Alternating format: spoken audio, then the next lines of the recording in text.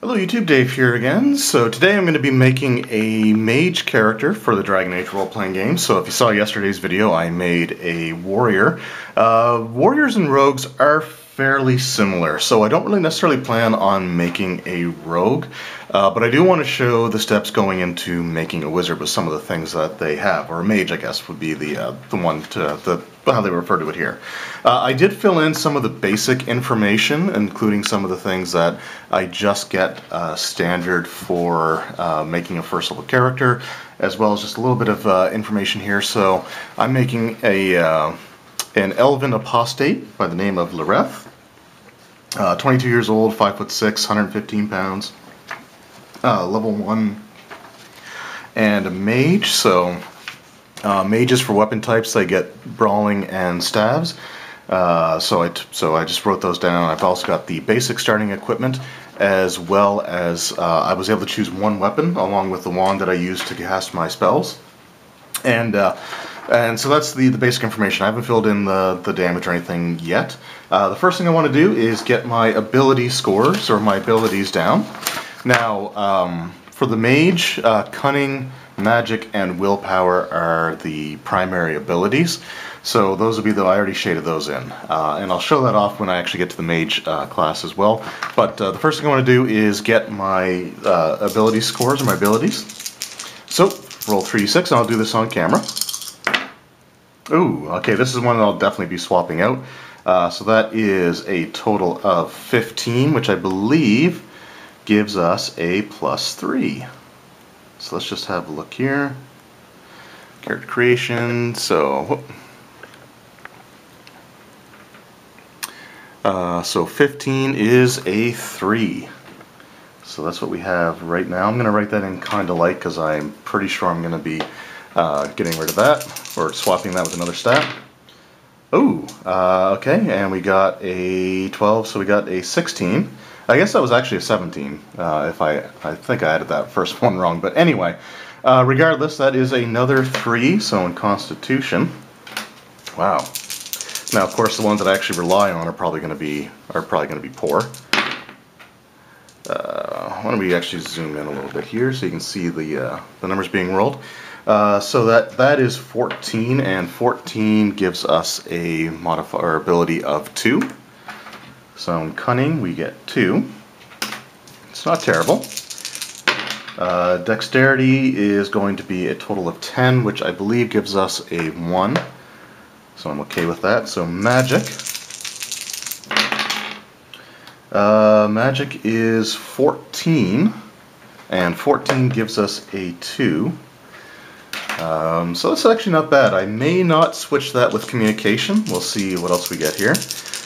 Perception is 5, 6, 7, 8, and 8 gives us a 0. So not the most perceptive. Strength. Strength, I got a 10, which is 1. We've already been over that. And willpower. So willpower is 10, which is a 1 as well. Oh boy. So I think I am actually going to swap I'm going to swap the communication with magic. So that's going to be switched to a 2, and that will give me a 3. So we're going to go with that there. Alright, so those are our starting abilities. Now, we're going to go to the apostate chart. And this one will actually also show off the fact that you can have, so for example with apostates, you have the elf or the human. So you get 2 different ones that you can possibly have. And they also get just some of these following features here. So they get +1 to willpower. So willpower is going to get changed from a 1 to a 2.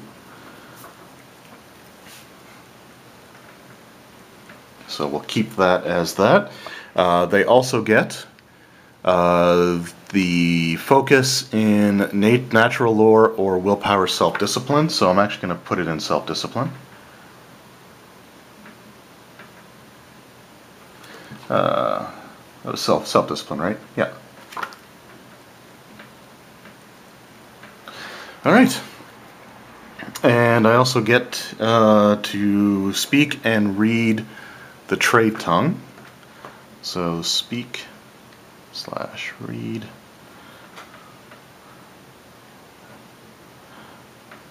trade tongue.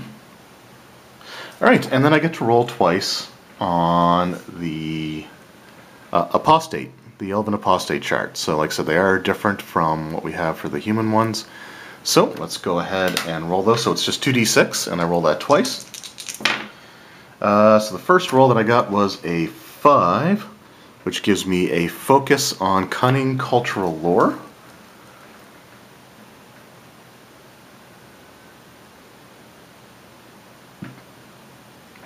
Right, and the second roll is a 3, which allows me to speak Elven.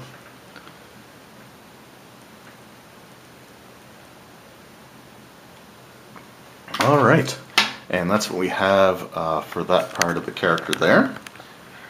Let's just zoom out a little bit. So that's all of our background stuff, which is perfect.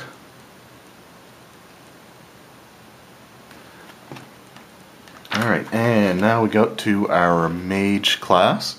Again, I'm just using the player's book from the Set 1 box set, just for ease of trying to flip through and find stuff like that. There are different options in the hardcover book, but I'm not really worried about that at this point in time. So let's just start off here. So I've already got my most of that information in there. So my starting health is 20 plus Constitution plus 1d6.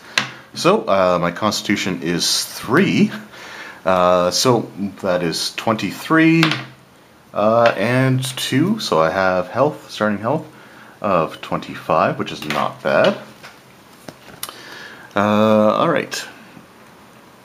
So at first level, I get a whole bunch of abilities here, so let's just kind of zoom in just a little bit.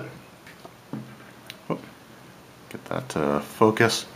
Alright, so I get Arcane Lance as an ability, and I have to have my wand for this, but what it does is I learn to focus magical energy through a staff or wand. If I'm holding a quarterstaff or a wand, you can make a special ranged attack that damages foe with the Lance of Magical Energy. This is resolved like a normal ranged attack, so stunts are possible. But the attack roll is a magic Arcane Lance test. An Arcane Lance has a range of 16 yards and inflicts 1d6 plus magic damage, but requires no mana points. So I'm actually going to go ahead and write that in right now. I'm going to put that under attacks, or under weapon. So I got my quarterstaff, and then I've got Arcane Lance. So for the attack roll, that is a magic check. So that is going to use my magic stat, so I will be adding +3 to the attack roll. And for quarterstaff, I may as well just fill that part in right now, just because I don't plan on really using that necessarily a lot. But let's go to our weapons. So we got the staves here. And use dexterity for the attack roll and quarterstaff. So my dexterity is only +1. And the damage for that is 1d6 plus 1.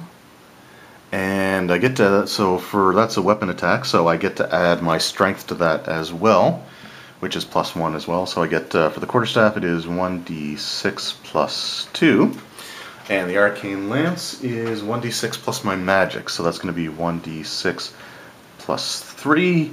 And range, I'm just going to write down here, is 16 yards. Okay, perfect. So I've got that. Up next is magic training. So it just says, this is the most important part of a mage's powers. It allows the mage to cast spells that are the hallmark of the class.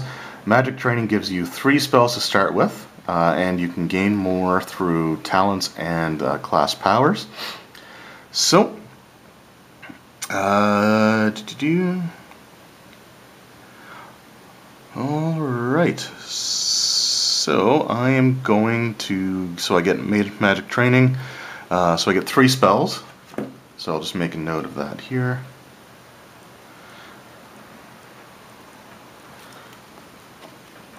Alright. Mana points. So that's the next thing to work out. So you use mana to power your spells. You start with a number of mana points equal to 10 plus your magic plus 1d6, and you gain your magic stat plus 1d6 mana points at every level. So 10 plus magic, so I start with 13. Come on, good roll. Start with 18 mana, which is not bad to start off with. So we'll look at that in a moment. And then we got starting talent. So I can, so it says here I become a novice in one of the following talents. So I'm actually going to consult the hardcover book here first, because this is a limited list and I want to see if it'll allow me to essentially choose something other than the options of trickery, which is sort of like a healing, linguistics, or lore. So I'll be right back and I'll just go grab the hardcover and see what it gives the first level mage there. Alright, so I just got the hardcover in hand here. This is the Mage. We'll just lift that up a little bit so you can see. And they start off with the same options to choose from. So, I'm going to choose, Shirigi, oh wow, that's just, for some odd reason I can't pronounce that. But that's the one I'm going to actually go with because that is, it helps you with healing. So, just going to set that down. And we'll just go right back into our mage there. Actually, you know what? I'm going to take lore instead, because why not? So, starting talent is going to be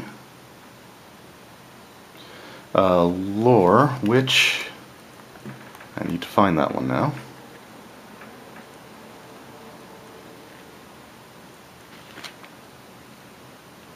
Okay.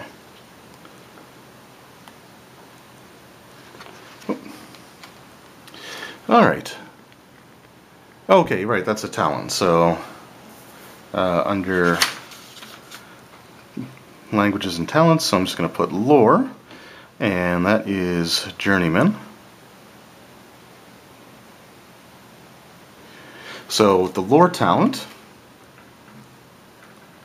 I must have a cunning of 2 or higher, which I do, which is something important to look at. Make sure I look at the prereqs there. It says you have an inquisitive mind, absorb facts easily, so, sorry, not journeyman, it's novice. I don't know why I forgot that novice was first, so let's just put novice. Alright, so the novice ability says you've studied hard. When you make a successful cunning test with a lore focus, the GM should give you an extra piece of information on the topic. A lore focus is any cunning focus with the word lore in it. So, like, for example, I have cultural lore. The GM determines the additional information, and it may or may not be pertinent to the main question at hand. So, that's what I get to start off there. And I believe that's it for my first level character. So, we've got all that. All that's left to do is to choose my spell. So, let's just zoom back out here. So I've got my focuses, so I've got focus of cultural lore and self-discipline. And now, I don't get any armor or shields or anything like that. So it's going to be pretty easy actually to figure out, let's just go back. So let's have a look here. So my defense is 10 plus my dexterity, and my dexterity is only a 1. So my defense is going to be 11. I don't have an armor rating or a penalty. And my speed is 12 plus dexterity minus armor penalty. Again, I'm not wearing armor. So I get 13 for speed. So I can move up to 13 yards, which is not bad. Alright, so we're going to skip over all of that. I should roll, because I start with 50 plus 3d6 silver pieces for extra equipment, so that is going to be 63. So I'll have 63 silver. So I'll just write that down and make a note of that. But what I want to do is actually choose my spells. So there are certain types of, again, spell casting. There's different schools of magic, basically. So you have creation mages, which do a lot of like healing and buffs and stuff like that. You have entropy, which is kind of like your drain life. It's almost similar to necromancy, sort of in a way. Primal magic is kind of like evocation in a sense. There are a few protective spells in there as well, but you're harnessing the power of the elements essentially to power your spells. And then you have spirit mages, which get to do a few different interesting things as well. Now you can choose any 3 spells to start off with, as long as you meet the prerequisites. Now some of them require that you already have another spell, and I'll show that off in a moment. So what that really means is at first level I can really only choose spells without a prerequisite, or prerequisite of none. For example, so we got here something like Arcane Bolt.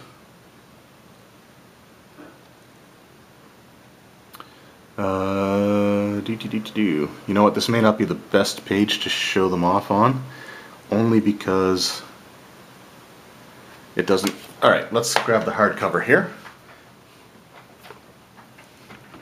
And let's just, whoops, find our way to the spells. Armor, gear, magic. Alright, yeah, so this one shows a little bit better. So let's just take a quick look here. So we got like Chain Lightning, so that requires the Tempest spell. So I can't choose that until I get the Tempest spell, for example. And if we just go and have a look at the Tempest spell. So Tempest requires Lightning. So let's just go back and find the Lightning spell. And so the Lightning spell requires Shock, and Shock should be a spell without any prerequisites. So see if I can find it here. Alright, we have Shock. So Shock, prerequisite is none. Now I'm not going to take Shock yet. I'm just going to have a quick look here. I just want to go back and show the different types of suggestions that they have for the mages. So our balanced mage, again, we get 3 spells to choose from. They recommend Arcane Bolt, Heal, and Rock Armor. Creation Mage recommends Glyph of Paralysis, Heal, Heroic Offense. Entropy Mage recommends Daze, Drain Life, Weakness. Primal Mage, Flame Blast, Rock Armor, Winter's Grasp. And Spirit Mage recommends Mind Blast, Spell Shield, or Walking Bomb. Now I can tell you right now off the top, I am definitely going to be taking Rock Armor. And what that does is it gives me an armor rating of, just give me a moment here, I think it's equal to my magic ability. So let's just go find Rock Armor. Alright, so we've got Rock Armor here. So it's Primal School. It gives us defense. This is a defensive type spell. It can cost 3 to 8 mana points. The casting time is 1 minute, so it's not something that you're going to do in combat. Target number is 10, so when you cast a spell, you have to make a check to see if you're successful. And the way that works is you roll the 3d6, you add your magic stat, and if you get the target number or greater, then you're able to cast the spell successfully. The test is none, so a test would be to reduce the effects, so whoever you cast it on, for example. And they test that versus your spell power, which is 10 plus your magic stat, plus if you have a focus in that school of magic, then you add +2 to that. So I don't have any spell magic focuses or anything like that at this point in time. But what it says here is your skin becomes as hard as stone and protects you from harm. Rock Armor has an armor rating equal to your magic ability, and it lasts for 1 hour. But its duration can be extended by spending additional mana points. For each additional mana point spent beyond the first 3, Rock Armor remains in effect for another hour, to a maximum of 6 hours total. A mage wearing regular armor gains no benefit from the spell, and you can only cast this on yourself. I'm going to be selecting that one for sure. And then I'm just going to use the player's guide for the other two. But on our sheet here, we've got spells. So I'm just going to put down, and again, this was a sheet that I made myself. It's not the best in the world. It was just something to kind of try out and get a feel for it. But I'm going to put down rock armor. And MP is 3 to 8. Let's see here. Target number was 10, and it gives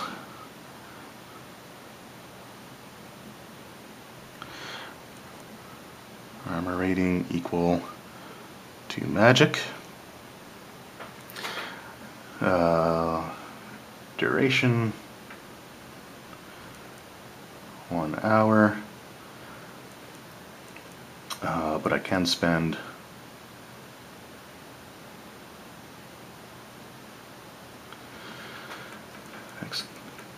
extend by 1 MP per hour. And that'll be enough for me to know how that works. I'm just going to put down here. Oh, nope, I don't even need to worry about that.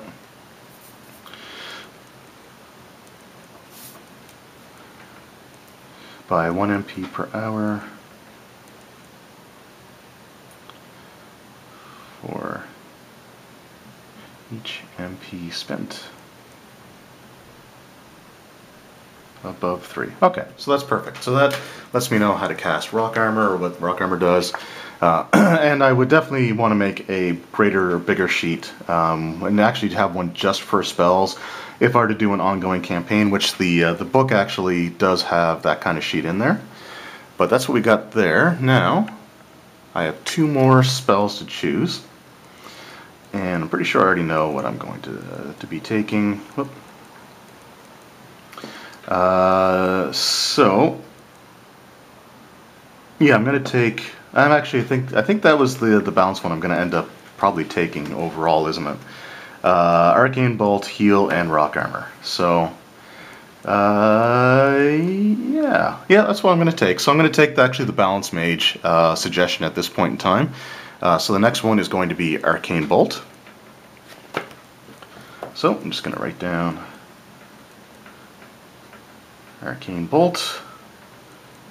So the MP for that is going to be 2.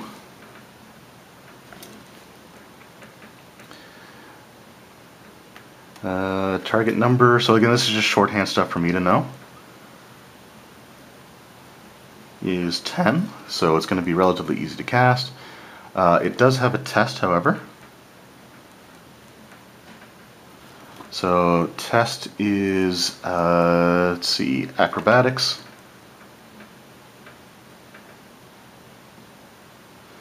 Versus spell power. And spell power is, let's just find it here, yeah. So it is 10 plus magic plus focus. So again, I don't have the focus in that particular school of magic, which is spirit. So I'm just going to put test acrobatics,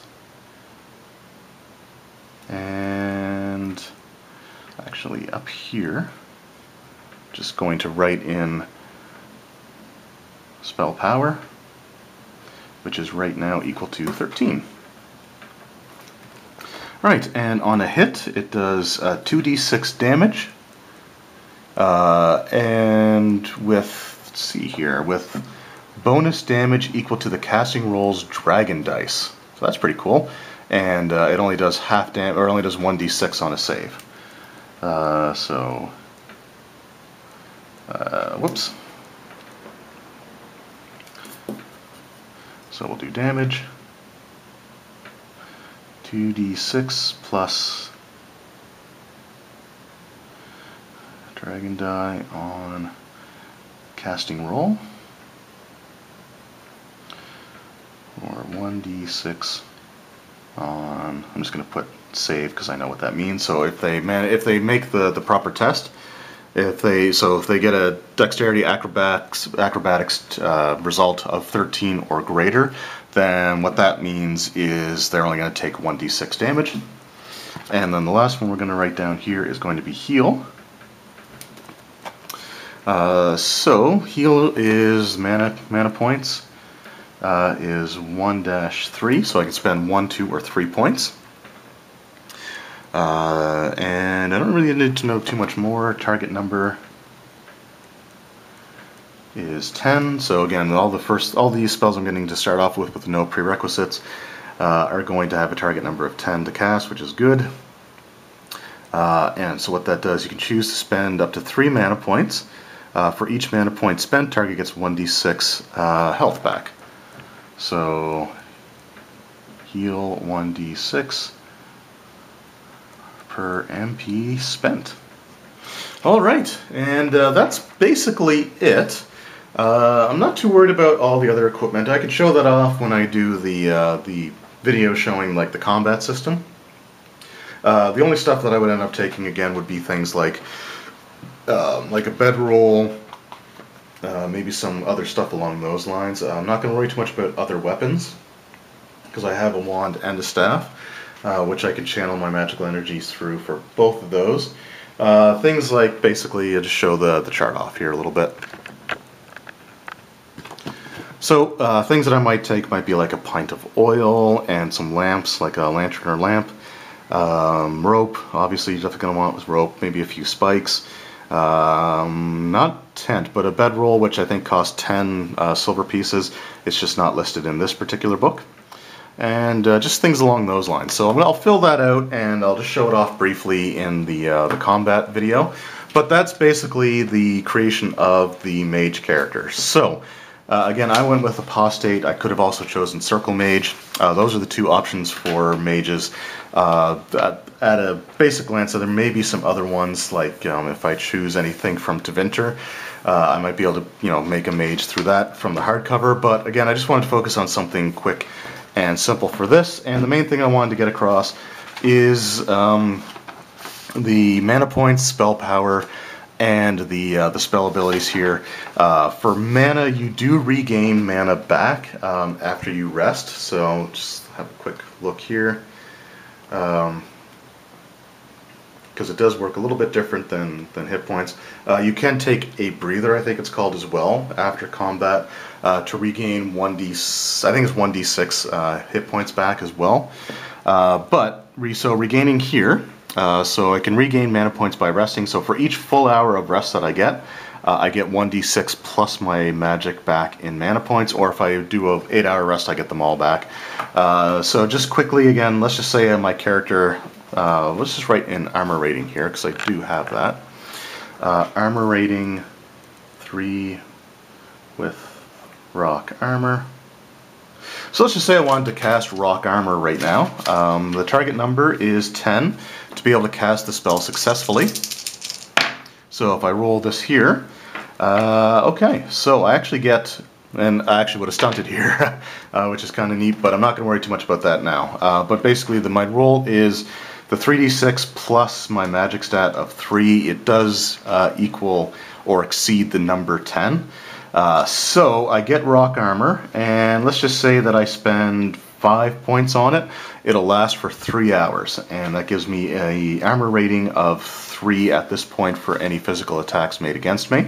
There's also magical mishaps, and I may as well explain that right now before I get into the combat, because the combat, I more or less just want that to just roll a bit more easily. So with magical mishaps, if I were to, say, fail my roll for the casting a spell, so let's just say I go to cast rock armor, and I end up getting, so let's just say I get this. So I get a total of 3, 4, 5, 6, 9. So I fail the roll just by 1.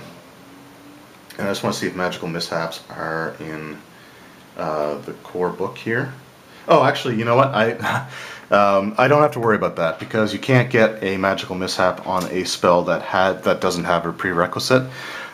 So ignore that because that just completely came back to mind here. But let's just say I was a high level character and I had the next level up from one of the spells that I already have.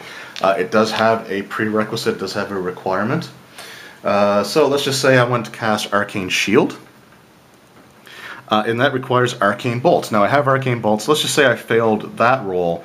And so if you fail your casting roll and your dragon dice comes up as a 1, that is a magical mishap. And you would roll on the chart here as well.